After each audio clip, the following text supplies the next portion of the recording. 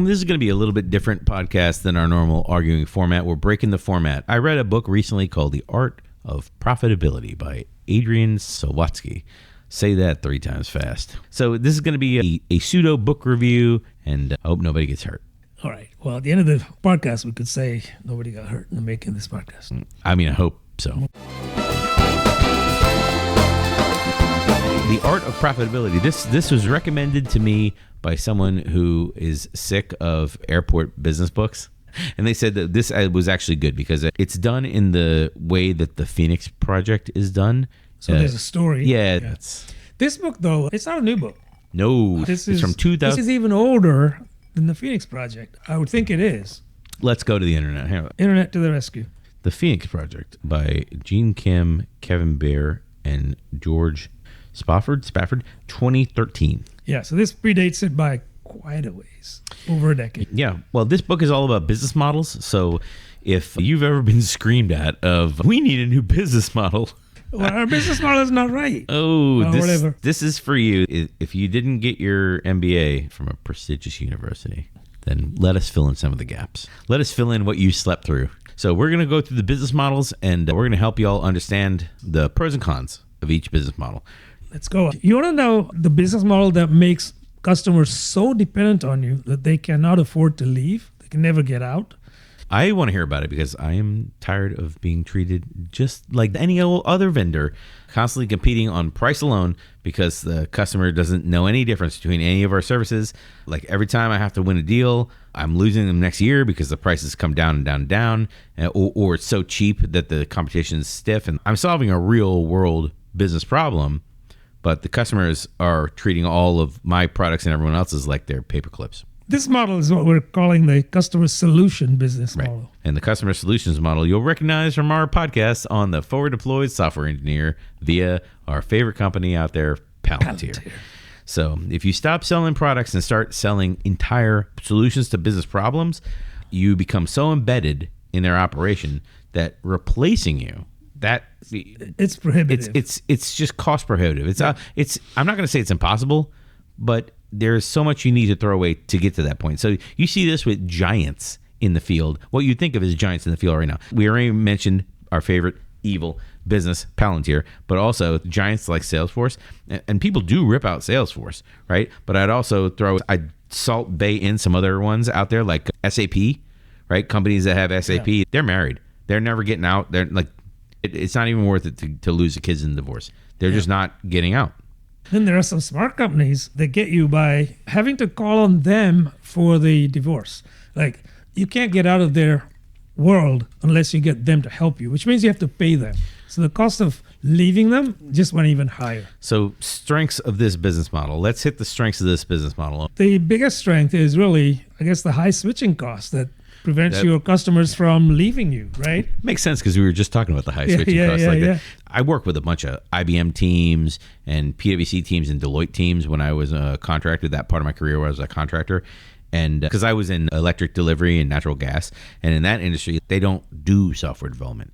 They hire software development vendors to come in, implement some customized solutions and customize it and tailor it to their needs via customer solutions. Palantir does the same thing. Palantir goes out on the internet and claims, hey guy, hey buddy, we're not evil. We just have a platform and we just send our forward deployed software engineers on site and they help munge the data. That's a technical term, by the way. They help munge the data onto our platform. And sometimes our platform needs to be extended and those features help other customers or whatever.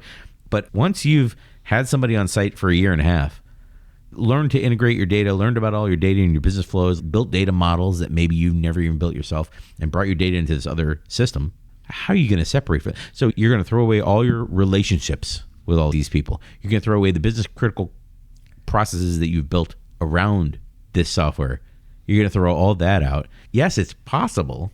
Come on. But it's going to be painful. Come on. A painful divorce. Look, you're going to lose domain knowledge too that your own company may not even have anymore because you've got contractors in the house for a long, long time learning about your business, integrating it with some other solutions, third party perhaps. Your own people may not even know that stuff. Yeah. So how are you going to get yourself out of that jam? Another advantage, high switching costs, like right there, you can basically charge whatever you want forever. Massive price increases year over year because, again, throw us out. I dare you. Yeah, premium pricing. So that's like another one of those discussion points here. From the perspective of the company running with the customer solution business model, like a bank of recurring revenue that you can plan on, your financial folks in-house are probably pretty happy. So this is like any services company like IBM, Global Services, any of these big companies that are basically leading with services and signing up large contracts, multi-year contracts. They have a predictable recurring revenue stream for the foreseeable future. One of the reasons they have that predictable recurring revenue stream is kind of what I said earlier. You have this team, like the Deloitte teams used to be like engagement teams, and PwC has advisory teams. Once you have those relationships, you have that team lead or whatever you can call up, or Deloitte had project managers. I'm not sure what other people have, but you have that person you can call up when you have a problem. They just solve it for you. You have a depth of relationship that, again, it's from the perspective of this is your business model. This is a strength to you. It goes back to our first point of high switching costs. You're not easily going to get out of this relationship. You got to move and change towns and change your address and change phone numbers at that point. But there are weaknesses to this business model, and you're not going to get away without us talking about the weaknesses. Yeah. Number one. The number one? I don't know the number one. I would say that there's not a whole lot of players in here. If you're trying to get to market quickly, you're not going to be able to do that. Long sales cycle. Long sales cycle is not what I had as number one, but long sales cycle is 100% true. You've got to prove these people are spending multi-million dollars. Like, there's no like $20,000 throwaway part-time contract or whatever. You're like the Deloitte teams that I work with and the IBM teams that I work with. They sent a minimum of a half dozen people on site for months to learn your business, learn your processes, learn your business, right? Learn the players, learn who the people are. All the stuff on the product side of the house and also all the stuff on the people side of the house. They had to learn both those things. And that's what they're paid to do. And that takes time too. And it takes a lot of money, a long sales cycle to spin that stuff up. And a lot of that might break companies just in and of itself. But no, the number one thing that I was going to point out was this does not scale easily. Yeah, it does not. Just because the duration involved here, you said months, sometimes it's much, much longer. Just even in the old traditional publishing business, I remember going into clients and spending months with them. At the end of the day, when you are parting company with them, there's so much nervousness around. You're leaving, but I've been here 18 months. You should know all this stuff. I've done multiple rounds of training. They're nervous because they know where the expertise is, and they're so scared of losing that. Theoretically, you should be able to bring your forward deployed team members on, have them stay there for a period of time, and then you should be able to slowly roll off members of the team as the solution gets up and running and is stable, and there's the contractual obligations and whatnot. But theoretically, you do the full court press at the beginning of the contract for the first couple of months or whatever, and then one or two people fly back and they show up Monday, Tuesday, and they're gone the rest of the week. They get like one or two people can maintain the whole solution. That's what they hope. They hope one or two people maintain the solution, still bill the whole contract that you were billing with the whole team. And now the money starts rolling in. So again, long sales cycle, doesn't scale easily. You got to go get a whole team to go out and deploy this thing. Because you got to hire a whole team, you have very high delivery costs. And then all that aside, if we put all that aside, boy, somehow the relationship sours and one of these contracts does not renew. That's a lot of investment. Boy, that happens often when there's a change in ownership or change in structure, like somebody gets, in the M&A world, for example, that's when it happens. And over the entire industry, I guess, billions are wasted in this way. But at a company level, depending on the size of the company, it could be a lot of money. It could be millions. This is basically the cost of switching that is actually paid at this point, because the new leadership that comes in has new ideas, and often these are radical ideas. So instead of having partners that we rely on to help us, we're going to do homegrown work. We'll start with a clean slate. Well, okay, but now you're building the whole house from the ground up, including digging the footings. It's going to be very expensive, and that's what happens. So that's the customer solutions business model. So there's a lot of hype generated by Palantir for the benefit of Palantir, and that like the customer solution spin is what it is. I love that we're starting with the customer solution business model, because again, this was the big blue business model that IBM rolled out way back in the 60s, 70s, 60s. You needed the services of their big computers, aka the mainframes, and you had to go to the IBM folks or have them come in-house to say, hey, go run these numbers through the computer, go punch these cards or whatever. Like, this business model's old. I mean, it's old. And the fact that people think that it's new, on one hand, it concerns me. On the other hand, it's about becoming irreplaceable by solving the entire problem, not just selling a product or selling a service or whatever. It's kind of doing both. And if your company's willing to pay the cost, it's a great business model. It's a great business model. It was a great business model in the 60s and 70s. If you have questions about the customer solutions business model or Palantir, go ahead and hit us up in the comments. We're happy to be here to answer all of your business model questions and to do stunts. We're ready to move on to the product pyramid business model. Let's move on to the next model. So, do you want to know the business model that lets you compete at every price point and still make a killing? Ooh, every single price point? Are you losing customers to cheaper competitors? Are you watching budget-conscious buyers walk away because your premium product is out of reach? And are you frustrated because you know that different customers have different budgets, but for some reason your business model treats them all the same? And if you're worried about those things, what if I told you there's a way you can serve every customer segment by creating a tiered product strategy? AKA horses for courses. With the pyramid business model, your low-end products serve to block off low-end competitors so that you can sell your premium product with a massive margin without those different levels creeping in. So can you think of companies like that use that model? Oh, I can think of a big one right now that probably everyone knows, which is Apple. Do you remember when Apple came out with the SE and Apple hated that phone? I don't know if you remember this. I remember that. Apple hated that phone. There's no copy paste on that. They tried to kill the SE. I think that was the one, right? No, the SE was an iPhone 6 or 7 inside the guts of a 5. So basically, people love the size of the 5. Sure. Like, there are people that are not 7 foot tall or whatever that need, you don't need a tablet in your hand. But Apple wanted to sell the Plus series of phones, the big phones that they charge an extra whatever $100, $200 or whatever for. That's what they want to sell their premium product, and they hated those SE phones, but people loved it, and which is funny because that was the reason they came out with that second generation SE, is because there was such a demand for it that people loved that size form factor, and then Apple essentially relented and came out with it. Anyway, there's other examples here. The Tesla Model 3, Model S, and the Model X, different tiers of pricing. Hotels that have different tiers. Airlines that have different classes. Well, back in the day, now kind of everything's kind of...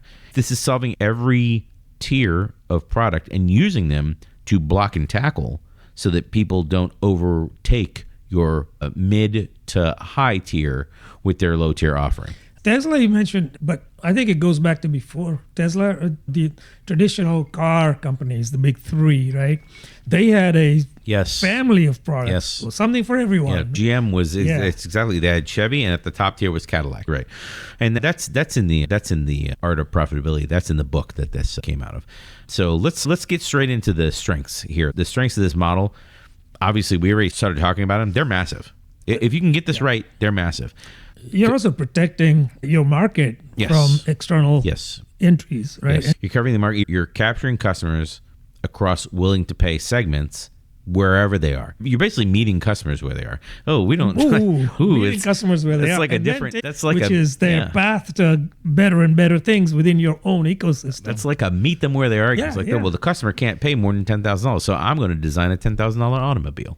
And when they have the wherewithal, they can go up to the $15,000 model in our own family of products. All right. So that's brilliant. I mean, because if you don't meet the customer where they are at their price point, somebody will. Your competitor is going to. And then like the American auto industry is like, they learned this the hard way. They certainly did. That would be an interesting podcast. It's not really in our swim lane, but that would be an interesting history lesson to learn. There's government subsidies at play as well in this, and tariffs and a whole bunch of other stuff.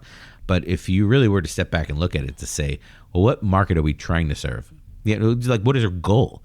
And if the whole company is based on that goal, again, like GM has different companies that their goals are to serve a specific market segment. Mm-hmm. I mean, not modern day GM, I don't know. They only sell $150,000 trucks or whatever, so I don't know what they're doing. Got with their what's down by other companies. The competitive defense of this we know that there are customers, and we think that this is the total addressable market divided in this way, we should go and put some money over here. And if we only make slim margins, we should have something so that some other competitor doesn't start from the bottom of the pyramid and then work their way up while we start at the top and work our way down. And we never really get all the way down because it's just not worth our time.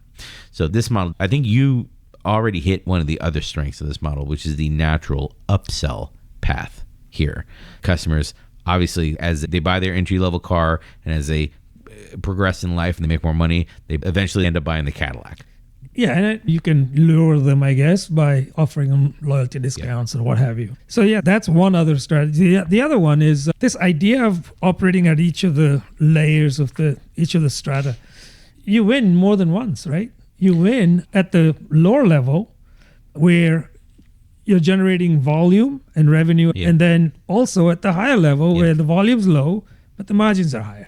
And so this is a win-win. There's another one in this category that I don't know how to financially explain it, but there becomes a halo effect. Like if we're using Chevy and Cadillac, for example, I drive a Cadillac. I mean, maybe it doesn't say very much now, but in the 60s, it was a huge thing.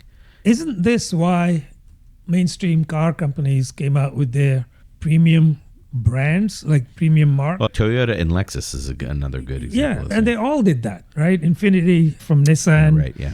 Even Volvo did that. Now they have Polestar. Although they say that's because Polestar is just purely electric, but the price premium would suggest otherwise. It's not just a combustion versus electric thing. It's also this whole brand halo thing. You like a Volvo, safe as houses, guess what? Polestar is luxury and still safe as houses. Yeah. Another example would be the people with the really expensive Yeti coolers, like the really expensive ones, like that. Because you can go out and buy like a $20 Yeti drink cup or whatever, and it's pretty good. I mean, they're pretty good. I've got one, but like I would never buy an $80 mug or whatever. Right. Yeah, that's too much for me. But like it elevates the whole brand. There's a perception thing that leads to the elevation of the rest of the whatever is in the pyramid below it, because your premium products are perceived as that good.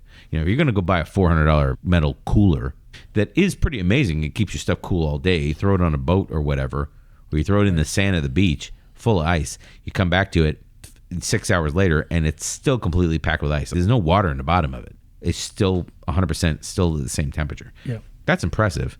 That elevates the whole brand. And like in software products, I don't see that anywhere.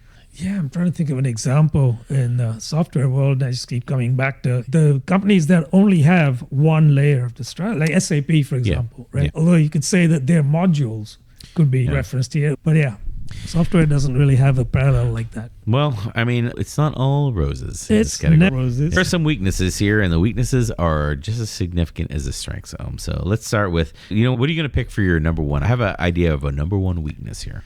The number one, people just wanting to stay at the lower levels because they're already in your. So are you saying that people want to buy an Apple, so they're going to go buy the lower price SE instead of like the latest, whatever, 17? Depending on their spending power? Yeah. Jump on. Okay, right? okay. Yeah. I was going to say there's two different paths down what you're saying right now. There's the cannibalization risk, which is we put out this premium product. Like we put out if we're going to go back to Cadillac, for example, like AI products are great for this because like I want to sign up for the $100 version of Claude Max because I use Claude Code, I use the web version, whatever. I pay $100, I get 5x the usage. I probably would use 4 out of the 5x of the usage, or I pay $20 for Claude and $20 for Gemini. I can pretty much scrape between the two of them. I'm telling you right now, I would have been in Google if Claude had some sort of like mid-tier offering, but they don't. So I have cannibalized their $100 offering by going with a $20 competitor offering and their $20 entry offering, and I can get by. I can live with that. The other side that I thought you were talking about was the complexity of Apple has so many phones and so many different types. I have no idea what to buy. That's also a risk. It's just not involving another product, another brand, where people are going to go, why am I going to spend extra for a whatever Pro when I can get pretty much all of those features, including these bionic processors or whatever it is, in a lower model, and just save them money. It's got 3 cameras. How many? You can take 3 pictures at once. It's got 3 million megapixels. I don't know. It's got software that helps you. It's got AI now. It's just intelligent. Salt Bay AI all over everything. I wish I could make an animation of just AI coming out of my fingers. That's a good one. We use it a lot, actually. Man. We talked about cannibalization. We talked about complexity, like brand confusion. Pyramid is 3 tiers traditionally, 2 or 3 tiers. Like many more than that, and you have brand confusion. You can't. Customers have no idea what you stand for. You're like Sam Altman. Nobody knows what you stand for. That's this tier, and then you got to protect your turf, right? Yeah, and that becomes the stress of this business model, right? You've got your base tier profitability. The people running your base tier, like the people running like Chevrolet, your margins are razor thin. Like I would expect that a super stressful business to be in. It's also adding a risk because most of your money comes from your premium tiers, right? Oh. So you've got to protect that as well. Well, I would just think that like the people running the business don't really understand the business they're in of like, well, that's your entry level tier. It's supposed to be razor thin. Right. I'm going to need you to get all the way off my back. Yeah. And if the people that run the business are just trying to, like the PE folks are just trying to squeeze that rag for every drop they can get, that's not going to work here. Right. So, the other side of this is like the concentration of a margin is like, if like in the tier model where like Chevy's at the bottom and I don't know what's in the middle. I guess the GM products are in the middle and then the Cadillac is at the top. Like if 80% of the profit comes from 20% of the premium customers, well, that's not going to work. Right. That now you've got your pyramid's real risky. Your pyramid's kind of going to topple over, and that's a problem. Pyramid shouldn't do that. So the product pyramid business model is all about serving every customer segment while protecting your margins and having a premium offering. Be all things to all people. So if you have questions about this business model, or if you have other businesses that fit this model and that we didn't talk about, go ahead and let us know. Let us know in the comments. The next category. Hey, do you want to know what business model charges different prices for the same exact product and gets away with it? Ooh, think of examples like that. Coke. I'm looking at you, Coke, right now. Are you leaving money on the table because you're charging everyone the price? Are you watching premium customers who would pay more get the same deal as the budget shoppers? So this one size fits all kind of like I already mentioned Coca-Cola. At the ballpark, Coke costs more than if you just go buy Coke at the grocery store in 12-pack or 10-pack or whatever it comes in now. Mm-hmm. If you could sell the same product at different price points based on the context or the distribution channel, that's multi-component business model right there. Can you think of another example like that? Same product. It's what annoys me the most about the Uber product. So when cars are in demand, the price goes up. Yeah, and it goes up a lot depending on the time of day. Uber X, Uber Comfort, Uber Black. I can't say Uber anymore. That's what I learned today on the podcast. Strengths. Let's talk about strengths of this business model. Do you have any favorites? I guess the pricing, the differential pricing, like you talked about Coke. So people know that stadium Coke costs more. Yes. Whereas buying Coke from a vending machine at Walmart used to be 50 cents. Now it's like $1.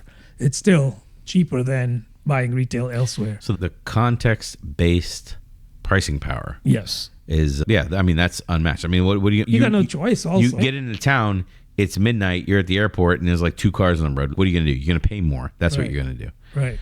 Yikes. And that's like dovetailing into the other strength, which is, hey, you can afford to discriminate on price without changing your product. Yeah, they're kind of one and the same, but yeah, I understand, and also I'm scared. I hate it. Thank you. The other nice thing about this business model is, boy, it's super simple. Like all you got to do is wait. That's it. People. All you got to do is wait. I mean, you don't need to change a single thing. The Coke formula doesn't change at all. It's just like they offer it in the stadium, they offer it at the grocery store, and you pay more when you're at the movie theater. You pay whatever. You pay the cost of a half of a 12-pack for a single drink at the movie theater because you happen to be at the movie theater. Right. Yeah. Right. Yeah, I mean, that applies to all concessions at a movie theater. Boy, this is I feel like I need to take a shower home. That's what I'm saying right now. It's like there are weaknesses to this business model, I'm sure. It's not all roses. It's not all upside. I will tell you right now, I get outraged when I have to pay extra for a $20 Uber ride that I know is a $20 Uber ride. Like from my house to the airport should cost $20. And when I see that like $45, $65 or whatever, I'm out. I quit your app and I cycle through 3 dozen other apps before I will come back and buy that ride. Or I'll just hot foot it. I'll just start walking. I'll start walking. Listen. I'll go to the bar and I'll wait until the rates come down. I am so aggravated. I will not pay those rates. Like that's the risk here. The funny thing about that risk is you don't see that risk. There's not a monetary value that you immediately see to that risk. That's your reputation. That's aggravation with your business model. It's customer aggravation is what it is. And that's never good because, like you said, you don't see it. It's hard to measure, but it has real impact. Yes. That's the arbitrage vulnerability. It said like your customers are gaming the system now, and their drivers game the system as well. They wait to see what the rates are until they go up, and they're like, "Oh, sign me in, I'm driving now." Sure. Yeah, there are so many frustration points here with this particular example, right? If you ever had an Uber cancel on you, I've had twice on the same ride. Actually, I don't remember what airport. I think it was Baltimore Airport, BWI. I flew in, and I had like 2 or 3 Uber rides. Like accept the ride and then cancel. But it was like accept the ride and then cancel after whatever this is early Uber. I don't remember, but it was like there was a certain period of time that the rider could cancel the ride before they got hit with a fine. But the driver didn't have. So what the drivers would do is they accept the ride. They're nowhere near the airport. They accept the ride, or maybe they the one, and then they would just wait until you cancel. You get hit with a fee. They're not progressing towards you. And all they have to do is they have to wait at the airport 2 hours, 3 hours. They get a couple cancellations. They get the minimum fee from the cancellation. And it doesn't sound it's legal to me. Almost. Well, first of all, how many people are going to dispute it? And is Uber's process robust enough to handle all the disputes? Number one. But that's not the point. The point of this is it's a weakness of the business model because both the customers, me going to the bar waiting for the rates to come down, and the drivers just committing fraud basically. Yeah. We're all gaming the system now because the system's bad. It's not a great system. The system's set up for the company to prey on those surge prices and all that kind of stuff. Some product person came up with this stuff to think that they can make money by exploiting, there's not a lot of cars in the area. We can charge a premium. You're going to wait regardless. This is kind of dovetailing into this whole dynamic pricing, yes, right? That surge pricing, as it was called. And then like, luckily for like Uber and all these, luckily the government is non-functional. So because otherwise there would be regulatory pressure. There would be regulatory pressure to say this stuff that you're employing looks predatory. Why don't you step into my government regulatory office and suspend all of your AP and AR? The government could really hurt them. They could, but that assumes we have regulation around, which we don't, right? But there's plenty of other countries. In other countries, yes. Absolutely. I actually experienced the Uber equivalent over in Asia, and it is such a refreshing experience, to say the least. Normally, the prices cheap, and I'm not talking about converting to USD. Local prices are really cheap. I've never had to wait more than 2 minutes for a ride from a company called Grab. It's similar to Uber. And then they kind of take it beyond what we do here, which is if you're a single rider and the weather's nice, mind riding a motorcycle, they have Grab motorcycles. And these things are incredibly quick to arrive. Of course, they weave through traffic as well. I mean, there's so many benefits. And then they do come with a passenger helmet. Nice. These are all layered net positive customer experiences that really breed loyalty, right? Yeah. Flip side of that, here with this model, trust is fragile. And once people get teed off, they're going to move to elsewhere. You have other players in the market now. So that's the risk. So this is the multi-component business model. It's all about charging what the context can bear for the same product in different situations. That's this business model. So if you have other businesses that use this model that we haven't talked about, let us know in the comments. Absolutely. We're going to move on to the next business model, and I'm going to ask you, do you want to know the business model that makes money every time 2 people do business without you actually doing the work? Ooh, this sounds lucrative to me. So if you're struggling to connect buyers and sellers, if you're stuck doing work while others capture value, and you're watching platforms like Uber, Airbnb make billions while you manually are brokering deals, this is your category. There's a better way to facilitate transactions and to start building a marketplace. And I know it feels impossible, but what if you became the hub connecting buyers and sellers. I feel like I'm talking about every fintech product in the world right now. Pretty much. That you take a cut of every transaction. You're Stripe at this point, or I guess PayPal. Yeah. So like you connect drivers to riders, and then people make money. Although Uber is a bad example because their cut is like Huge. 90%. Yeah. But if you could do this, once you've built the platform, the infrastructure, it can scale infinitely. It's the Switchboard business model. It can scale infinitely. And the strengths of this platform, is the network effects. Again, the network effect of Uber is basically what made that whole app. Right. The value increases exponentially with participant growth. So the more riders that you have, the more that the drivers earn. The more drivers that you have, the easier it is for the riders to get a ride, and so on and so forth. And it should feed each other. That's that's also the same thing as Airbnb, really. The more hosts you have, right, the easier it is for guests to find places. Correct. Yeah. Same sort of thing. I like this model because it's essentially based on transactions, right? Yeah. And so you're not hiring more and more people to add units transactions. You're basically at a certain point and you just keep earning. Right. So the transaction-based scaling is the strength of this model. I mean, that I would say, if I'm going to pick a number one, so Ichiban, if I'm going to pick Ichiban, it's the transaction-based scaling of this model. The revenue grows without a proportional cost increase.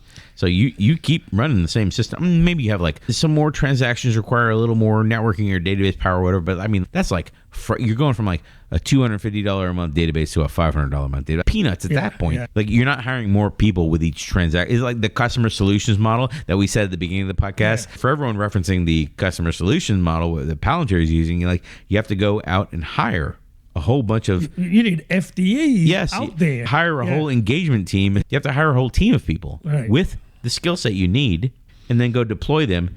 This one, you literally do nothing. You do nothing and you get high margins at scale. The higher you scale, the higher your margins are. High margins at scale. Transaction fees are nearly pure profit after the platform is built, and whatever costs to run the platform, if you're on AWS, after that cost is paid, 100% is margin at that point.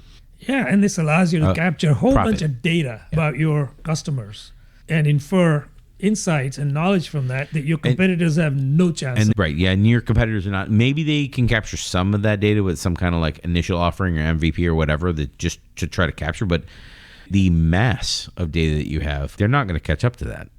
You'll be so far ahead. The product that your competitors are developing, they're not even going to try to catch you. They're going to try to segment the market and try to segment a piece of what you're doing. Well, you're picking up people and delivering across town or whatever, but you're not picking up meals or whatever from this place. So they're not going to go after your main offering. So you'll be pretty safe in your business model. So these are great strengths, but on the Arguing Agile podcast, we're going to point out the weaknesses as well. So the weaknesses with the Switchboard type business model. Okay. Winner takes most dynamics. You have to achieve dominance. You have to be the top dog. Yeah, you got to be the top dog, because the second place is like you're going to be losing money just to stay in the game at this point. And honestly, like a lot of these Silicon Valley companies that are doing Uber and whatnot, like I don't know if Uber is profitable. I wonder if they are. Sorry, we may be returning from some editing here, where I Googled, when did Uber become profitable? And Google reports Uber became profitable in 2023, reporting its first full year profit since going public in 2019. So again, that lends itself to what we're saying in this category of the trade-off here is, I mean, the winner takes most. If you're not on top of and conquering this category, like, it's going to be tough to pull ahead. Even if you're the industry leader, you didn't dominate. Yeah. Like Uber, how long has Uber been around as a company? Longer than 2019. Sure. For certain, right? Yeah. But they weren't even profitable until 2023. Profitable, let alone like dominating or whatever. Yeah. With this kind of like, hey, you can, I mean, this business model, like the Switchboard business model, like it's good, but once a bunch of people move in. Yeah, it's tricky. I mean, to start off with, it's tricky like when you're launching, because you have this cold start problem where you need to connect both sides to navigate. The other problem is if you're connecting both sides, like with the Uber problem, you need drivers to onboard to the platform and riders. Like, it's no good having we've got drivers in the world. Like, that's no good. And also, like, I don't know how deep to go into Uber because we beat it up enough in this category. Boy, one big regulatory action against you, boom, and you're smoked in that whole country. I mean, the UK, they put up a lot of flack to Uber in the early days. I don't know like when it died down or how the situation went down, because they had the black cab services and stuff like that. But regulatory action can really like impede your whole business model. Mm-hmm. And this is like, I think of people starting businesses, the last thing they think about is like, licensing and how are we going to operate with, checking governmental boxes and regulatory boxes. Well, in new models, you don't even have that at first. So it kind of catches you completely by surprise when it happens, right? And then the other thing is that you're extracting profits at the expense of suppliers, right? And providers. So that kind of leaves a bad taste in their mouth, which gives you some rep damage, in the early stages at least. Unless it's done well. I'm trying to think of an example, non-Uber example, where it's done well, and I'm not coming up with anything. Yeah, Amazon, I think, would be a good example of the switchboard model. They put themselves between the supplier and the buyer. The buyer could just go straight to the supplier and buy it straight from them, but Amazon's put themselves in the middle. Maybe that's not the cleanest example, but the switchboard business model, it's about becoming an essential hub that captures the value from every transaction flowing through your network. And I'm sure the audience can think about other... eBay might be another example where you could have disintermediation. People can go directly to the seller because you can contact them. Right? That's true. But if you can think of other switchboard-style business model companies, let us know in the comments. Absolutely. Let's hit it. Do you want to know the business model that turns your expertise into a money printing machine? If we knew how to do that, I feel we'd be printing money. On our yachts. Right. Well, this is where I think professional services sort of model comes into the picture. Consulting companies, perhaps, that are just billing by the hour for their expertise. Well, this is a tough category because if you're struggling to price services that you're not sure what to charge for, or you want to price your services into a new market, I think about Agile coaching specifically. Like if you went to an HR firm or a legal firm, or something well away from software development, they didn't quite know, what does business agility mean to my organization? Do you charge the normal software rate? Do you charge a different rate? Do you charge lawyer rates? Like, what rate do you charge? That if you're working your butt off and you're not getting the revenue that you deserve for the time you're putting in and the skills you have, you're not capturing value. But if you build for every hour of your expertise and you've got junior staff doing the work and senior staff capturing the margin, your knowledge that you put in should be the predictable revenue stream. This is the old plumbers, like, I knew which pipe to bang on, kind of like, where to cut. It's a time business model. Yeah. So this is the consulting business model also, the time business model. The giants, the big four accounting firms, the McKinseys of the world, like, this is their business model. I'm just going to jump in because this should be a quick category. The strengths of this model is predictable revenue. X number of hours, X number of money. Should be straight. We have contracts, time and materials contracts. These are government services also. A lot of government services run this way. Should be straightforward. Yeah, and you can charge what you like because the people are paying for your expertise. So you can charge accordingly. You have specialized knowledge that people need. And this is a lot of, when we were talking earlier in the podcast, we were talking about the customer solutions model where teams were traveling. You would get, maybe inside of those contracts, they would also use time. Or maybe alternately they use time. Rather than outcomes, they use time and material, where it's scalable through leverage on those contracts. Because those contracts, the solutions teams they bring with them, it's like two senior folks and like 4 junior folks. So the junior folks are doing all the work. The senior folks are capturing the margin, basically, and trying to multiply their efforts by having junior staff that work directly for them while they're there on site. And this could work at most businesses work like this. You have a senior manager who is an expert in the domain area, the foreman type model, and they have juniors working for them.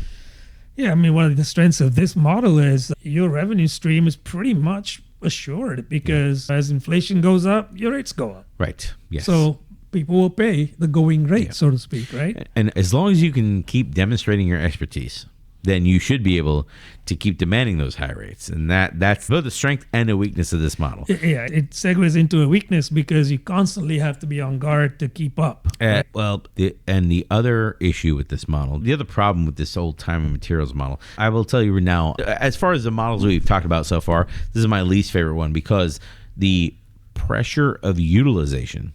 This is like in the consultancy, you can't have people on the bench. That's right. Everyone's got to have 100%.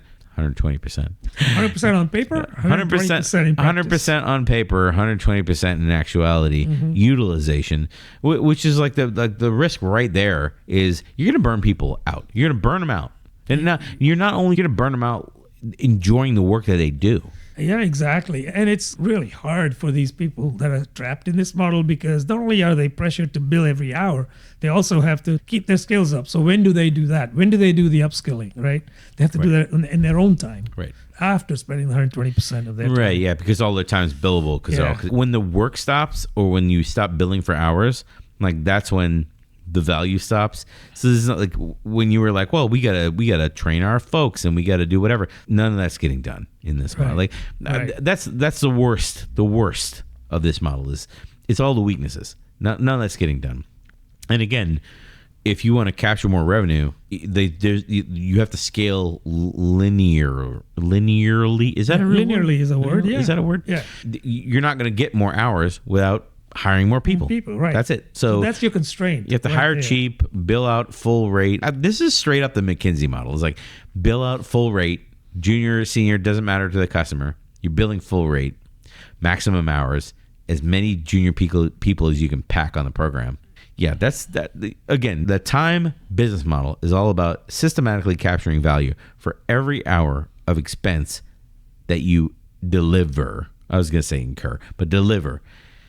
It's got strengths and weaknesses. Yeah, you really have no expense. You're passing it on. I mean, other than just straight out salary, etc., you have no real expense. You don't have inventory. You don't have factories. So this is a great model if that's what you're into. But from the perspective of somebody who's worked in this model, I'm telling you, it's not that enjoyable. Well, novelty wears out very quickly. Well, let's move on to a model that is enjoyable. So, do you want to know the business model where one massive hit funds 100 failures and still makes you rich? Ooh, I like the sound of this. So, are you playing it safe with products because you're terrified of failure?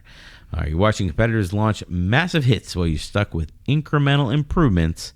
Are you paralyzed because failure is expensive? But without big bets, you're completely stuck. But I'm going to tell you, what if you launched massive products knowing that most of them would fail, but one of them will be a winner and generate returns and cover all those failures? Well, that is the Blockbuster. The Blockbuster business model. Blockbuster. Not Blockbuster, the company. No, not the company. I will tell you right away with this category, most people that are listening to this now, you're wrong. Like this is like almost purely pharmaceutical companies right now. Definitely so. Yeah, and Netflix original series.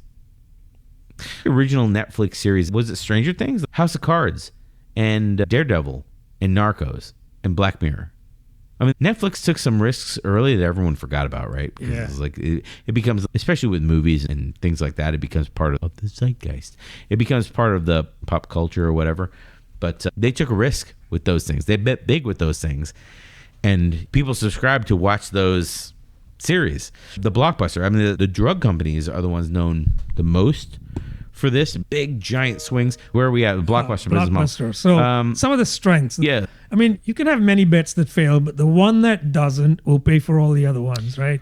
That's the idea. The winners must pay for the losers. I mean, but you got to have a winner, though. Money's... Pharmaceutical companies are a model we talk about here. They bet very widely, and, they do occasionally or quite frequently land on the winner. So they're not losing money, first of all. That's one of the strengths of this model.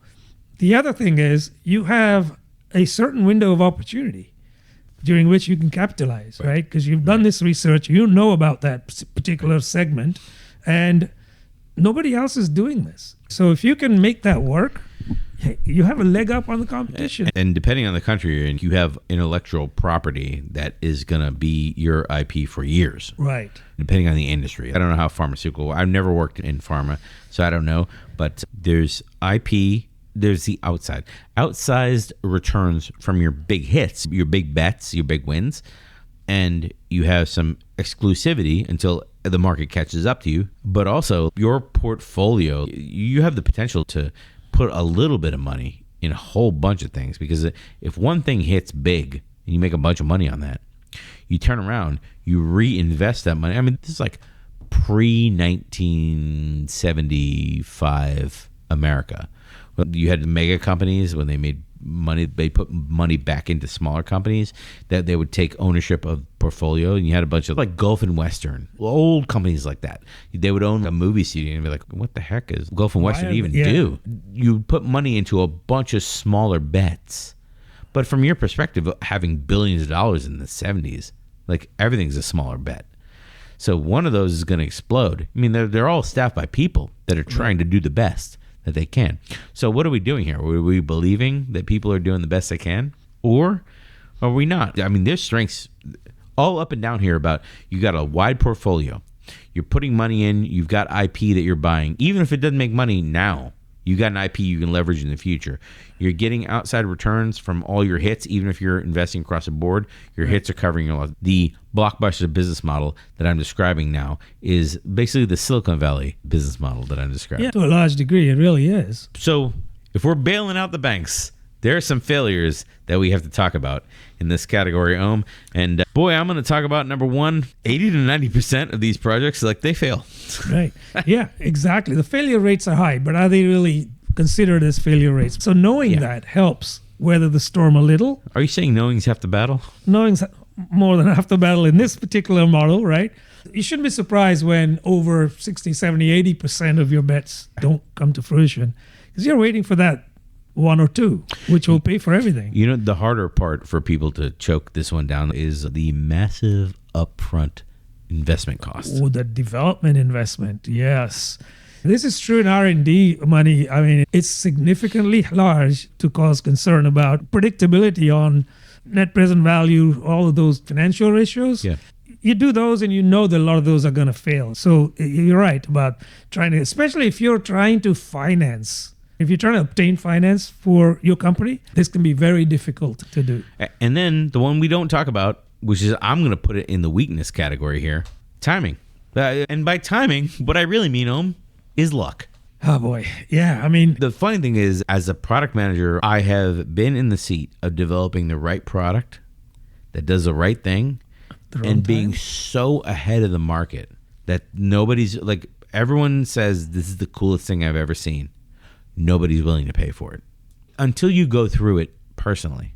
Like as a team that developed the solution, that kind of thing, it is insane. There was machine learning before all these foundation models came along, right? Yeah. That worked on those like machine learning algorithms and whatnot. They must be saying the same thing right now. It's like, this is bananas. Why is everyone freaking out now? We were doing this 10 years ago, 12 years ago, whatever. Yeah. Yeah, that's very, very true. Timing risk is a significant disadvantage here because to your point about luck, you really can't call it, right? I mean, it is what it is. Yeah. And then the other one I would say is because of the fact that the failure rate's so high, because of the fact that you don't have any sense of certainty on the timing, et cetera, right? Yeah. A lot of organizations tend not to make those bets or not make as many of them. Right. Yeah. So they become risk averse, which then kind of spirals down into, well, if you're only making a few bets and most of those don't pan out, what happens next? You don't have enough to come through to cover them all the failures? This is a really interesting business model because the Blockbuster business model is all about making big bets, accepting high risk, high failure rates, and then letting the winners pay for everything, and then just keeping going with the cycle. And I would say the majority of modern businesses, they're not okay with this risk at all. They're not interested. I'm interested to hear from anyone who works in pharma or maybe in cutting edge government research. You mean the people are like, if the research doesn't pan out, it's okay because everybody investing in the research already knew. I don't know if anyone from Silicon Valley listens to this podcast, that they're in the same kind of business. I'm really interested in hearing if anybody's engaged in this business, like what it takes to succeed in this business. Because the majority of people that I work with, they could not deal with this level of risk. Yeah, I agree. There's just not the stomach for it. Again, especially if you're financing for your business, how do you obtain money? We're going to pivot now to the profit multiplier model. Profit multiplier. That's right. Well, if you want to hear about something that sounds great, I'm going to tell you about a business model that takes one great product and sells it over and over without rebuilding it. Are you ready? Sure. Let's go. All right. Are you tired from building a custom solution and customizing your solution for every single customer that you go to? Are you tired of starting over from scratch with every customer because you cannot reuse components inside of your applications? Are you leaving money on the table because you can't sell it once and then move on? What if you built it once and sold it many times in different markets or to different customers?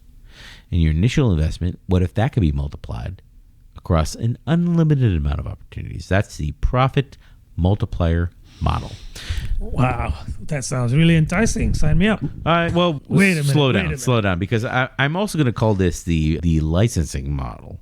Right. Okay. Also known as the software license butts and seats model. So you might not this might not be as alluring when we get into it and when we dig into it. So you see this when Disney or video games or whatever license characters across movies or merchandise, that kind of thing. Right. You see it with Microsoft selling Windows licenses. The strengths of this model, they're very strong. The strengths of this model. Yeah.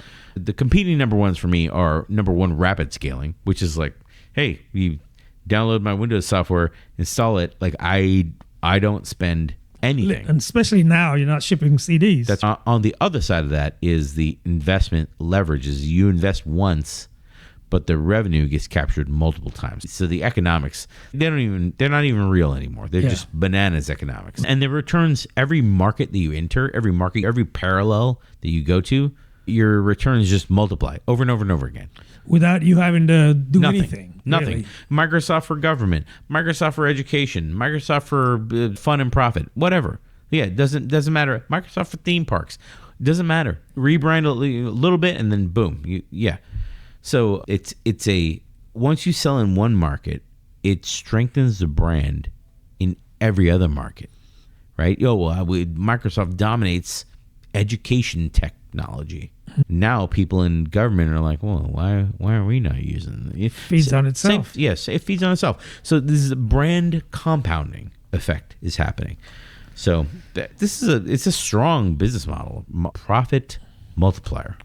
Profit multiplier. Yeah. I mean, another strength is you've got one product or product family, and you can attack various markets with just the one. Right. You're not tailoring or making bespoke solutions. The SAP folks, where they had their natural gas product and they had their electricity delivery product and they have their fintech product and they have their whatever, the doing your own stunts product. Weaknesses in this business model.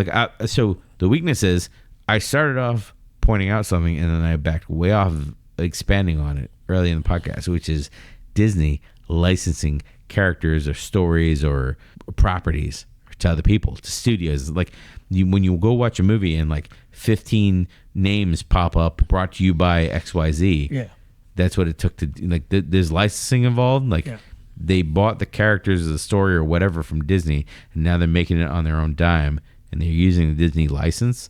The main issue, the weakness of this category, is quality control. Because once you are selling the license, they're like, hey, buddy, you can use my thing. There's a one-time fee of this, X percentage of the profits of whatever.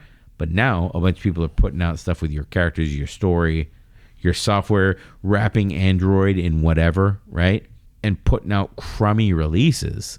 People are not going to look at this one gaming studio or this one hardware manufacturer or whatever. Yeah. They're going to look back at you and be like, Google's Android sucks. Yeah, so it's always the huge risk of tarnishing your brand. Yeah. And also, the brand dilution is a part of this. It's the opposite of what we were talking about earlier with premium brands. Right. This is the opposite of that. Yeah, you have almost no control. You're just licensing out to be like, hey, buddy, I don't know why I'm doing this. Hey, buddy, do my stuff for me, and I'll just kick back and collect the licensing. Yeah. So getting away from Disney for a sec, going back to the Microsoft one, the danger here is if they slip up on the quality side once. Because it's all over the map, right? Suddenly you've got this coming at you from multiple directions. Yeah. And that's a risk as well. You don't have isolation. And we haven't even talked about the complexity of managing the brand as it creeps. How many people do you have now in the home office to manage your Lizards and Wizards as everyone prints Lizards and Wizards products? I mean, how many people are you going to employ to do that? 5, 10? Like, how many? Yeah. They'd be like, well, I've got 100 licensees, and I've still got one brand manager. And now everyone's going wild. It's Lizards and Wizards gone wild. That's what well, this is so the profit multiplier, like this business model, it's about building once, or I guess owning once, creating once, right? Yeah. And then deploying everywhere to capture exponential returns. And other than Lizards and Wizards and Microsoft and the examples that we pointed out, if you have another example of this, please go ahead and let us know in the comments. Absolutely. So you knew we weren't going to get out of this podcast without Brian having to struggle to say entrepreneurial. Entrepreneurial business model. Yes. Right. It's the one that individuals throw the business on their back and they get going to forge into new areas. It's a business model that rewards you for taking insane risks that everyone else is too scared to take, or forge new paths. You're embracing uncertainty and uncalculable risks. I don't know if that's really true, uncalculable, but definitely risks of doing it all yourself, starting it all yourself. You're quitting your day job and doing all your own stunts. I mean, listen, even Jeff Bezos at one point, Jeffrey Bezos was at one point a startup founder. Absolutely. Yes. He just had a little loan from his parents of $1 million, whatever he had. I don't know what he had, $300,000 in 1992 or whatever. Yeah. I don't remember what it was. That's what it was. But the strengths of this model are massive.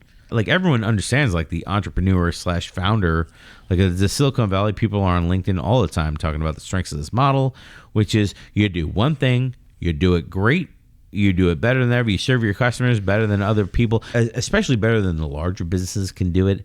You know, maybe you segment the market or piece of what they were doing. The upside potential becomes huge for you who were working a job before, and now you're doing it on your own. This is the entrepreneurial business model.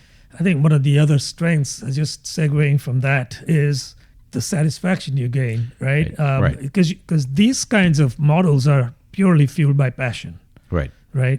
So the satisfaction, you actually want to get up every day and go to work because this is your baby. And this is how you will destroy a much larger company, is that you really enjoy what you're doing and you're really good at it, and companies will partner with you rather than going with much larger firms that are employing these folks that are like, oh, I need like one senior person and 5 junior people, but I bill the rates of senior people. You got to get approvals to do everything. Yes, that no these bureaucracy. Big organizations are so you, mired with. You as the entrepreneur, as the founder, you have full control. You make all the decisions. You capture all the rewards. Nobody tells you what to do. You're responsible for all your risk level, your own stunts, whatever you want to do. You are the evil Knievel of your own parade. So I don't know why I keep harping on this doing your own stunts thing. But it's become a theme at this point. But like I said, you potentially could segment a market.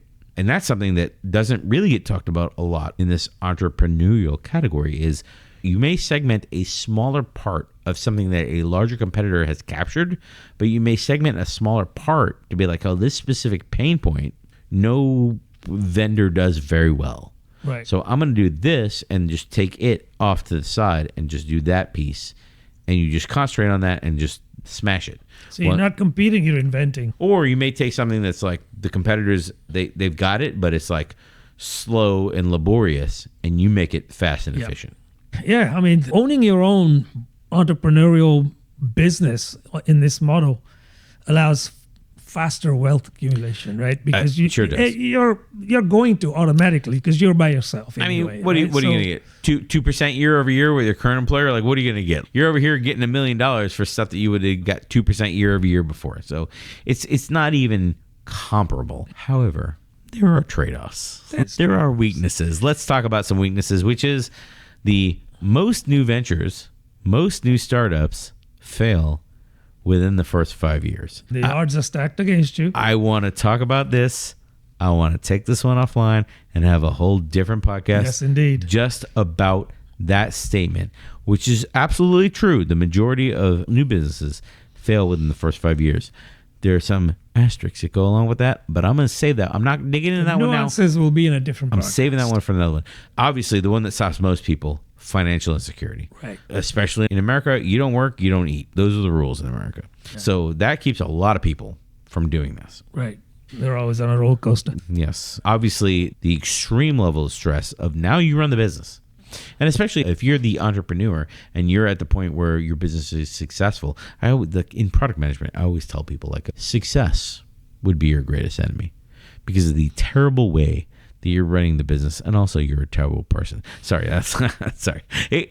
I'm sure it sounds like that, but the way I explain it is you're not controlling your business processes. It's not a system. It's just like us flailing to try to bring the income in, and success, wild success, would be our biggest enemy right now because we'd all be extremely stressed. Correct. Because we haven't thought through this. Yes. You'll be mentally exhausted in no time at all. Yes. You'd be working every day, every night, weekends.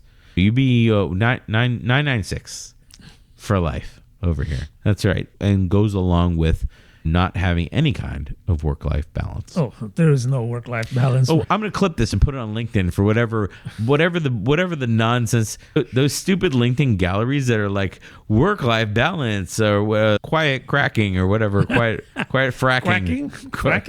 Fracking? Quacking? Those LinkedIn galleries that nobody asked for, literally nobody asked for. It's only the people at LinkedIn that do the LinkedIn videos. Yeah. It's so wild that they just like force that stuff on us. Nobody cares about your quiet quacking. You ducks over here. So the entrepreneurial business model, like it's all about calculated risks to capture outsized returns that as an employee, like you'll never see. Like that's just not possible as an employee. And there are examples of people that have made it, but they pale in comparison with the ones that didn't. Yeah, yes. And I'm sure there are plenty of examples in the entrepreneurial category, small companies that turn into big companies, that kind of stuff that we didn't talk about. Like if you have examples or if you can think of something that hits you right in the feels, let us know in the comments. Because we have to move on. We do. To the specialist business model. And I want to ask you, do you know the business model that lets you charge a premium price by being the absolute best specific person for the job? Best person for the job. I guess some of these specialist lawyers or doctors. Oh, I was going to say you're the enterprise business agility consultant. No, he doesn't but it doesn't really pay any. He does it for the labor of love. Are you trying to be everything to everyone and winning nothing? Are you competing with generalists and undercutting what you're worth? It's exhausting to be super good at one thing and people not recognize the value. But what if you became the go-to expert in a very narrow niche where you became undeniably the best? What if customers sought you out and paid a premium because nobody else can do what you can do? Now we would be talking about the specialist business model. And right off the bat, the Mayo Clinic, the John Hopkins of the world, specialists that are known far and wide for being specialists. Now, I want to dig into the weaknesses right away because the weakness, actually, you know what? We're going to start with the weaknesses of this model. Let's do that. Just for a change. First of all, we started by saying like, well, the customers, you're competing with a bunch of generalists that claim that they're the specialists. Right. And this is a great category in disguise in the middle of the podcast that I hope people get to because Agile coaches have found themselves in this category. Indeed. Which is, and we're going to jump into the weaknesses, then we'll go back to the strengths, okay? Because the weakness here is that you have difficulty proving that you're in this category. Especially because all the customers know is your price is high. So how do you get out from under this? And also, like you're the specialist. So if the niche declines your speciality, is that a real word or is it specialty? Yeah. Specialty or speciality? I like speciality because it sounds fancy. If the niche declines, like your whole business is at risk. That's at this point. What if you're a consultancy of Agile coaches? And suddenly the world is like, we don't believe Agile coaches is a real thing. Like suddenly, like LinkedIn runs one of those little like video galleries of like Agile coaching is not a real thing. Like suddenly everyone's going to see that and start thinking like, oh, maybe Agile coaching is not a real thing because LinkedIn randomly told me it's not a real thing. Now your whole business just fell apart because people, some random person on the internet who doesn't know anything about software development is questioning Agile coaching as a niche. And I could do that with anything. In the current information economy, where for anything that you say online, there is an equal opposing Russian troll. There is an equal opposing opinion online debating that, and then it's up to you to figure out what is the truth or whatnot. Oh boy, this is bananas. The dependency on the niche is bananas here. In the fact that you're the coach, you're the expert, and you have to somehow prove with a bunch of people that don't do research. Right. It's hard, especially if you wanted to now say, okay, you know what? This pool is small. I want to get out of it. Right? Yeah. To pivot, it's hard. Or you do like the Agile Alliance where you're like, well, we're gonna go join the PMI, so maybe we can reach a broader. Basically, the way I know we did a whole podcast on that, right? The reason I bring this up is because the total addressable market, like the market size, that's a real thing. So if you're limiting your total addressable market, or if you're saying the total addressable market is this, but like these people don't believe in Agile coaching anymore, like now your market just shrank. The whole market just shrank. Or there's like this active information attack on the market. Yeah. Saying like, oh, Agile coaches can't help you at all. It's product coaches that you need now. There's some like an active segmentation of the market, whether it's in good faith or not. Yeah. This is a scary business model to be in. It is a scary business model, depending on the industry. I'm almost at the point where I don't believe it's going to work. I would say, out of all these weaknesses, which are dire, especially in the Agile coaching realm, the weaknesses are scary until you get an Agile coach that actually can perform, and then they just blow your socks off. I think that's true of a lot of specialty segments here. So yeah, I agree. The biggest strength is they command a premium. And they not command, but demand and justifiably demand a premium, right? Rather than generalists, because guess what? They are the expert. So that's the biggest advantage here, I think. There are others. They are in a niche. So the competition for them is limited because there are fewer people that are at that level. Think about the Mayo Clinic example. How many specialist doctors are there? Like the Anderson Clinic, for example. Moffitt Cancer Center. So all those doctors are specialists, and they are really top of the top. Yeah, there's another thing that I'm thinking about when you're describing this is the specialists will command a certain amount of customer loyalty when they are deployed on the job. So I think about all the software demos I've been in when there's been a trained Agile coach, whatever role they're in, it's facilitator or Scrum, it doesn't matter what role, Scrum Master is what I'm thinking about, right? They're in a facilitation role. Right. And having that person there, like, it brings people into the discussion. It sets your brand apart from other brands because you've got a facilitator now that tries to draw the customer into the conversation and tries to connect people. Whereas when that person's gone, that lack of presence is felt when that person's gone. Like if they're a contractor or whatever, and that customer loyalty, I guess it's a strength, but also is like, it's a squishy strength because like companies don't put a value on that. It's tough because there's a lot of like the reputation, like the success in a niche, like it builds credibility in that niche. Absolutely. You've got to stay within it, right? It's like going back to the medical providers. I know that there's a specific doctor that I went with and I was very happy. I'm going to go back to them again for a similar issue. Or I'm certainly going to recommend them to everybody who has a need for that kind of a service, right? So word of mouth, loyalty, it does.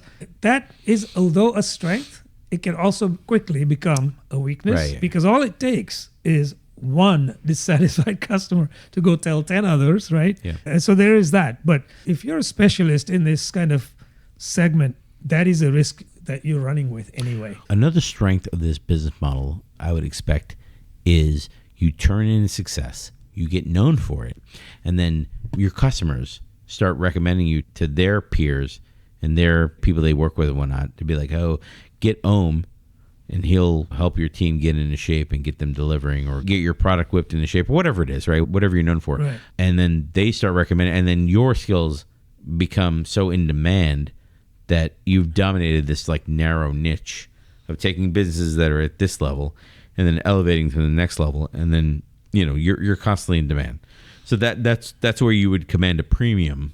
The pricing premium we talked about and the strength of this category. You got a line of people, and then you select from the front of that line who you can make a difference based on the people that you're talking to and whatnot. So this is the specialist business model. I mean, it's scary. It's like, even though we just talked about, like, with your expertise, you can really accelerate yourself in this niche, it's still scary to me. It's scary. There are threats from a lot of different angles. Overseas entrance into this market space that will undercut your premium rates. That's one. AI agents eventually, right, will be able to assist the generalists in performing the roles that you're performing, perhaps not to the same degree initially, right? But from the customer's perspective, it's attractive because the price is right. Yeah. So there are threats there for sure. Well, if you like this category and you think the price is right, let us know in the comments. Especially if your name's Bob Barker. That brings us to our next business model, own the installed base business model. Do you want to know the business model where you give away the printer, but then make a fortune selling the ink? Well, I'm about to tell you, because if you're making all your money on the initial sale and then leaving the customer alone, that's an issue. Right. If you're missing a massive recurring revenue opportunity because you're not selling anything to your existing customer base, that's an issue. And then if you're exhausted because you're working really hard to acquire new customers because you can't make any money off of your existing customers, also a problem. Right. Absolutely, because the cost is high. So if I sold you an initial product for cheap or even at a loss and then made a massive profit for ongoing consumables and or services, would you be interested in that business model? Most definitely. Well, that's the installed base business model. Yeah, you cited the example of printers. Pick up a printer for $80, and then the cartridges are like $30 a pop. I feel this is what keeps Gillette and HP and Lexmark in business. Absolutely. Yeah, and similarly, the coffee cup model, right? The coffee pods, rather. Yes. Keurig K-cups. Cups. Yeah, exactly. So install base. The strengths of this business model, obviously, the recurring revenue stream, the consumables. Biggest one, yeah. That generate a predictable ongoing income, keep your finance folks happy. There's not a bunch of arguing about margin in these businesses because everyone's happy. Everyone's happy. And if you're smart and you have products where the consumables are such that other people's consumables cannot be used in yours. Right. Printer cartridges, they're all different shapes. I mean, the predictable cash flow is what every business, it's what plants crave. It's what businesses want. You want the predictive, hey, this is the X amount that people bought K-cups or ink or whatever. Maybe it's not as much as you want, but over time, it is predictable. Right? Your profit per customer, I mean, it's a no-brainer. And also, like those consumables we're talking about now, blades for the Gillette razors or whatever, or even to a point, the credits for the AI vendor, the people shucking AI credits. Well, credits, they're definitely, because you have no product as such, right? It's just all pure profit. Well, that's a consumable here. Consumable. But for the physical products that are consumables, I have to believe that the profit margin's up there in the 60-70% at least. Well, it can't be that easy. Running a business is never that easy. What are some weaknesses, Owen? Can you tell me any weaknesses? I think the obvious one here is that you're making the initial sale at a lower price. Yeah. Sometimes maybe even at a loss, with the promise of future returns, obviously. But just to get that base, you might have very low margins, and that means you lose money at first, right? That could be okay, though. I would imagine that if you could design the initial product where maybe you're breaking even. You're not even necessarily losing. If they're consumables that can be cloned very easily, that's a risk for you because people will buy the cheaper clone. Oh, don't do business in China. I know. Everything's a clone. Oh, my goodness. I was trying not to do that on the podcast, but like you can't have your cake and eat it too. You can't farm off all your labor and farm off the consumable and think that you're not going to do anything. That's just not going to work in this. The third-party competition can't be ignored, whether it's legitimate competition or whether you don't think it's fair because some different country with different laws copied your consumables and now is just going to cut you out of the market. Like, they can be undercut by anyone. I mean, somebody can undercut them with a company of like 3 people that doesn't have to pay any overhead, And now they're going to cut you, even if it's not something that you consider illegal. Absolutely. Possibly. Absolutely. So yeah, that's a risk. That's one of the weaknesses. The other major weakness might be. Oh, I've got the major weakness. Go ahead. It's the same as the one in the Uber category. Is I will not pay surge prices. I will go to the bar. I will go to the restaurant across the street from the airport, and I'll just sit there for 3 hours because I will not give you money. I refuse. So I start resenting the company that I, as a customer, am locked into. That's right.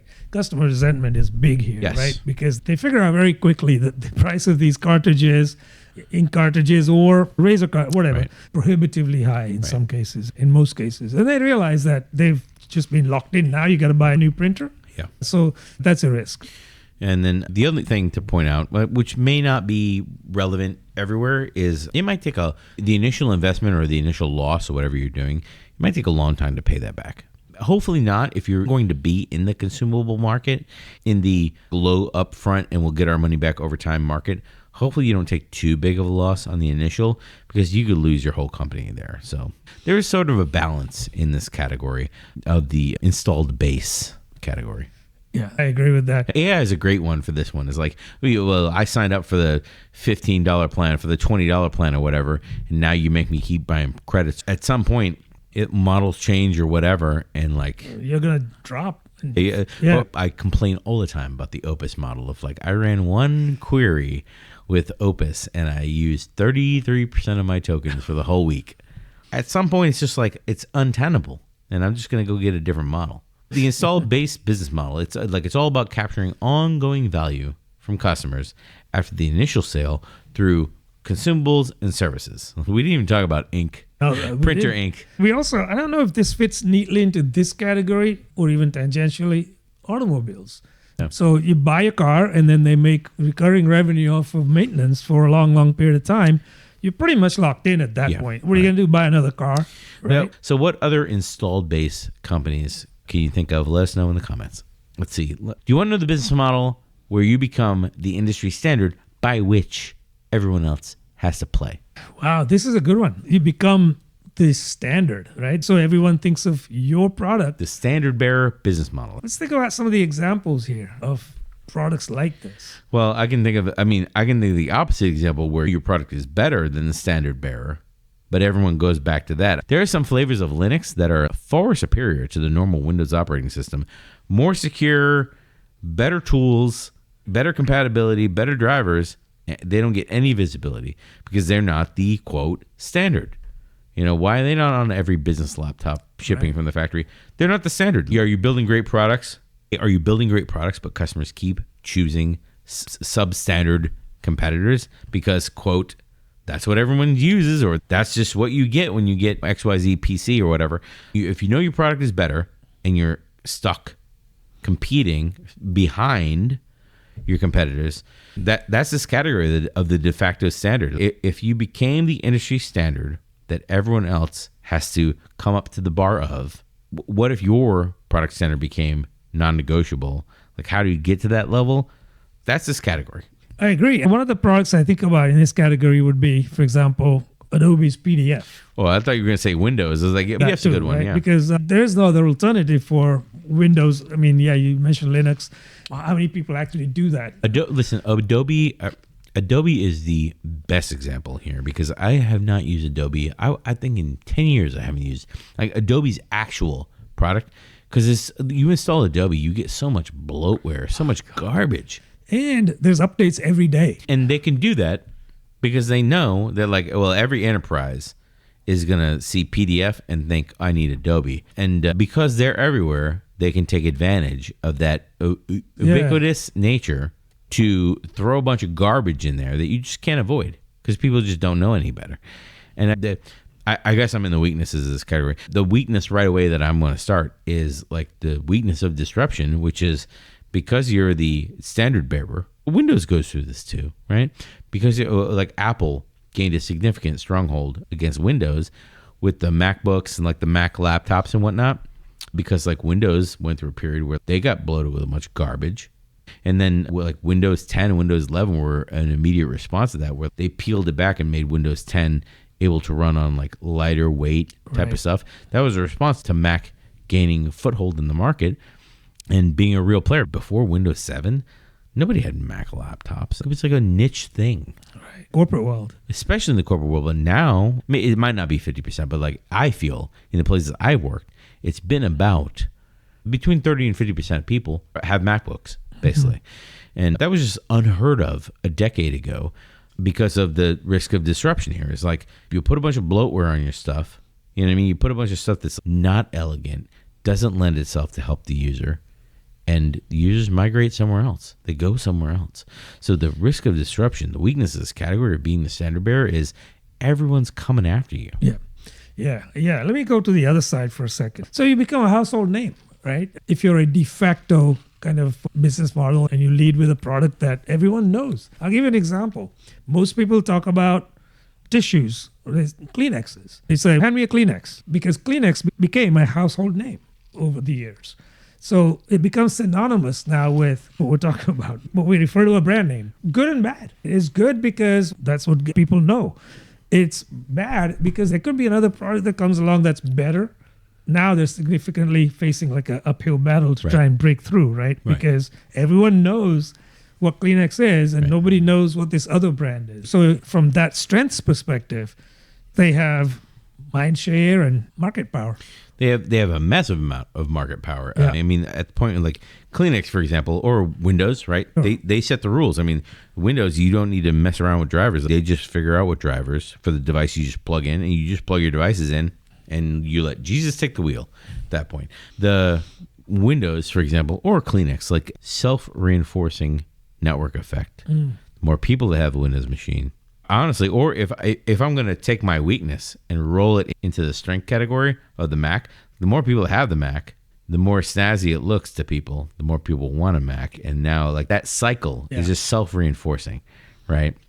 It's a strength and a weakness. Like it's a weakness because like you got to watch out for people cutting away small corners of your market and then self-reinforcing them until they're like, oh, this person has cut away 25% of the market and nobody noticed and nobody said anything. That's a big problem. The pressure to innovate is definitely working against you when you are the standard bearer in this category, because there's no pressure on the standard bearer to innovate. Maybe you have people internally that are pushing you, but in my experience in corporate America and in software development, and I was a product manager at one point where we had a hardware component to the software we were developing.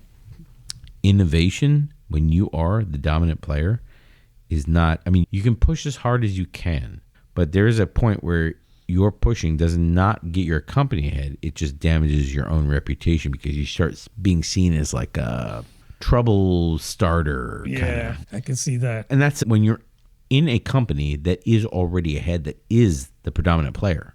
They don't like people rocking the boat. Okay. Well, if you try to do that, even for all the right reasons, the pushback from up on high is don't rock the boat. That's right. It ain't broke. Don't fix it. That's don't rock the boat. I say like innovation pressure. The only other thing about being the standard bearer that could be a weakness in the category that we haven't talked about is backward compatibility. Right. PlayStation, for example, they hate backward compatibility. They despise the idea that when they come out with a next-gen console, they have to support all the games that came in the past. And consumers, it couldn't be more North Pole, South Pole. Consumers absolutely want every game they've ever purchased ever to run on every console. I mean, look, sometimes from the perspective of the vendors, it's deliberate and built in, right? Because they want to be able to sell new versions of old games or new games. I understand that. But from a consumer's perspective, it is frustrating because now you have all these games piling up. What are you going to do with it, right? I mean, like I'm not keeping points in this category, but if I was, like all the points would go to the crowd that want all their games to be compatible. Listen, I agree with that. You could put emulators in to run everything. If Tony Stark could build an emulator in a cave, you could put an emulator on your latest gen console, okay? Absolutely. So the de facto business standard model, it's all about becoming the industry default that everyone has to follow. And we talked about a couple of companies here. I'm sure there's a dozen companies that we forgot about. Yeah. So if there's anything that you guys have that you can think about, let us know in the comments. Sure. So I got one more, and then we'll finish for today, okay? Do you know of a business model where customers pay more just because of the logo on the product? Do you know any products like that? Where do I start? Are you competing purely on features and price because customers see you as a commodity? Are you frustrated that competitors running similar products charge 50% more? That's right, I said 50% more just because of their logo. And hey, are you doing great work, but customers don't care because they don't know anything about your brand? That could be this category, the brand as a business model. Yeah, so some of the products that come to mind here, Nike comes to mind. I was going to start right away with Apple. Well, Apple too. So what if you could work your marketing people to help you into a place with your brand where it creates so much emotional connection? Emotional damage. Ooh. No, not an emotional damage. No. Emotional connection with your customers that they pay a premium regardless of the functional benefits. What if your logo alone commanded loyalty into premium? That is the brand business model. Okay, so you see this with Apple. Absolutely. We already talked about that. You mentioned Nike, their markups, their different brands. Flavored waters. There's tons of examples. We're going to jump straight into the strengths of the brand business model. Strong brands command 20 to 50% premium because the customer pays for perception.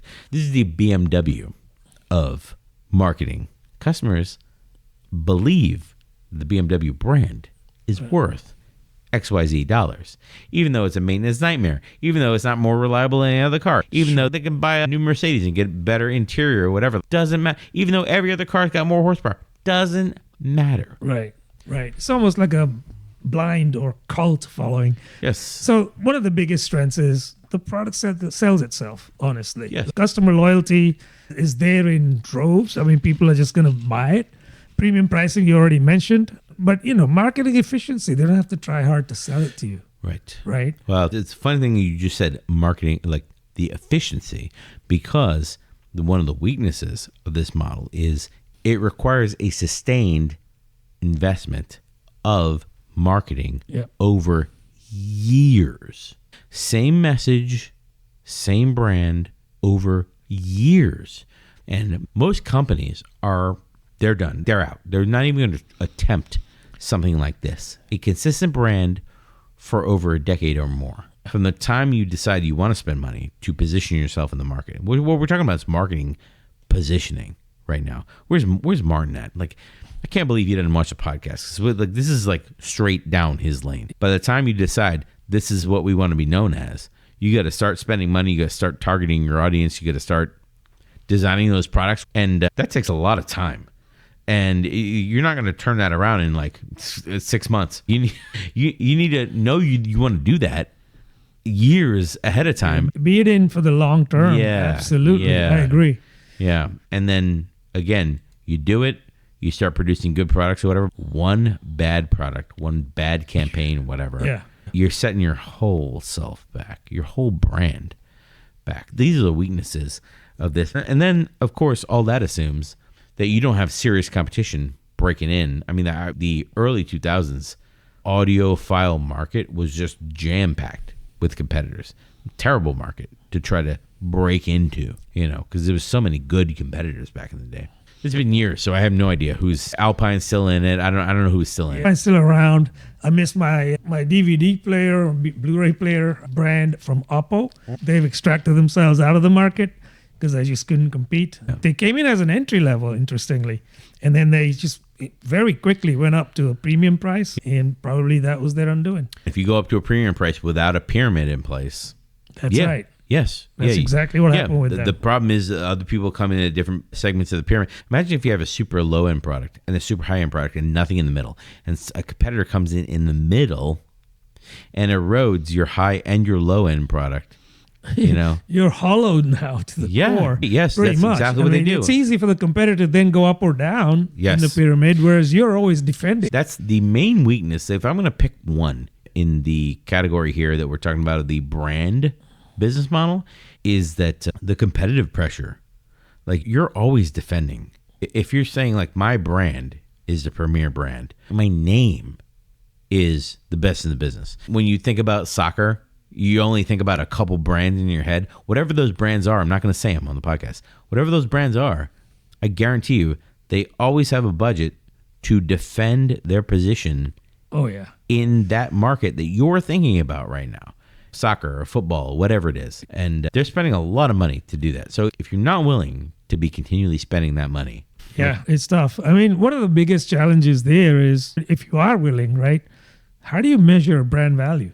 That's always difficult, measuring impact. I think if you're trying to build a brand that's going to stand the test of time, and you're constantly asking, like, how much money do I have to, like, what's the ROI or whatever? I think you're in the wrong business. Exactly. I think you have the wrong business model, and you probably want to explore one of the other business models that we've talked about. The brand business model, it's all about creating emotional connections, not emotional attachment, damage, not emotional damage, that justify premium pricing beyond these ROI functional benefits. You know, what do I get if I put this many marketing dollars? That just doesn't work for BMW and Adidas and Nike and those guys.